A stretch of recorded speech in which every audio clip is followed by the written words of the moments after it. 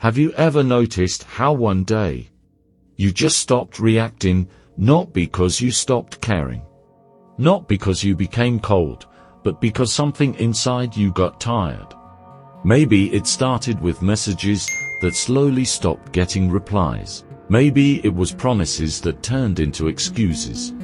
Maybe it was always being the first to check up on people, the first to apologize, the first to fix things.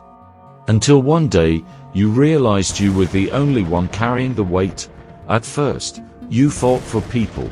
You explained yourself. You defended your intentions. You stayed awake replaying conversations in your head, wondering what you could have said differently. Wondering if maybe you were asking for too much. Wondering if maybe the problem was you. Then something changed. One day the message came in. And instead of your heart racing, you looked at it, locked your phone, and carried on with your day. No anger, no sadness, no disappointment. Just silence, and honestly, that silence scared you more than the pain ever did. Because for the first time, you realized something important had disappeared. The version of you that used to care too much. The truth is, emotional detachment doesn't happen overnight. Nobody wakes up one morning and decides to stop feeling. It happens quietly, slowly, like water wearing down stone.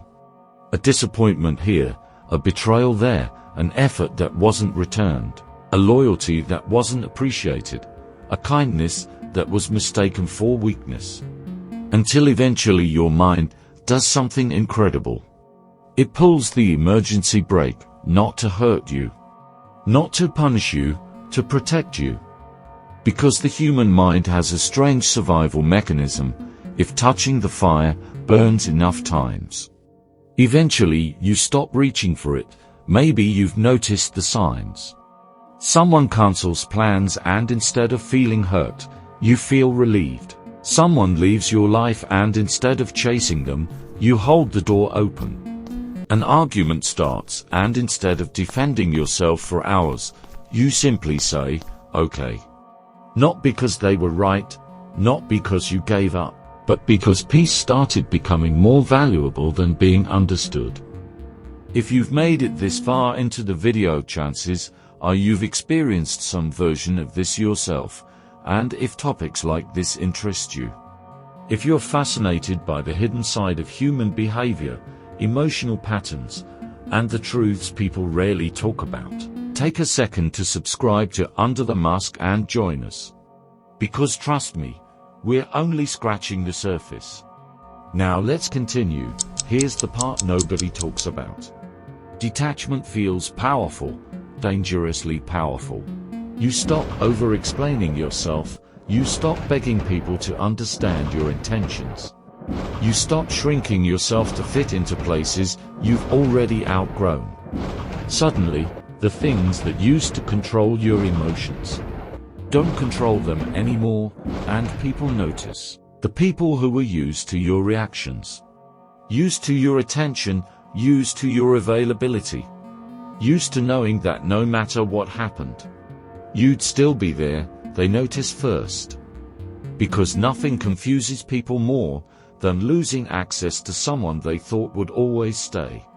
But detachment comes with a price, a heavy one, because eventually, the walls stop keeping the bad things out, and start keeping the good things out too. The excitement fades, the joy feels quieter, the connections feel weaker. You laugh, but it feels distant, like you're watching someone else laugh through your own face. You sit in a room full of people, and somehow still feel alone. You reply to messages because you know you should, not because you want to. You look at memories that once meant everything, and feel almost nothing, and that's when you realize.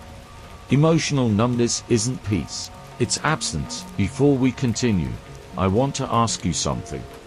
What created your detachment? Was it betrayal, disappointment, exhaustion?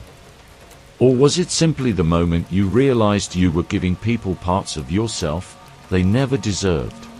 Let me know in the comments. I genuinely want to know your story. Because here's the darkest truth of all. Some people don't heal from pain, they adapt to it. They become so familiar with disappointment that expecting nothing starts feeling safer than hoping for something. And slowly, survival becomes personality. Distance becomes comfort, numbness becomes normal. That's the danger of emotional detachment. It starts as armor, but if you're not careful, the armor becomes your skin. So if you've become detached, don't forget this. Your mind wasn't trying to destroy you, it was trying to protect you. The real challenge isn't learning how to stop feeling. It's learning when it's finally safe to feel again. Because emotional detachment isn't where the story ends, it's where healing begins. Quietly, slowly, one feeling at a time. So tell me, do you think emotional detachment is freedom? Or is it a prison disguised as peace? Leave your thoughts below. And if this video spoke to a part of you that rarely gets understood, subscribe to Under the Mask, because sometimes the truths hidden under the mask are the ones that help us understand ourselves the most.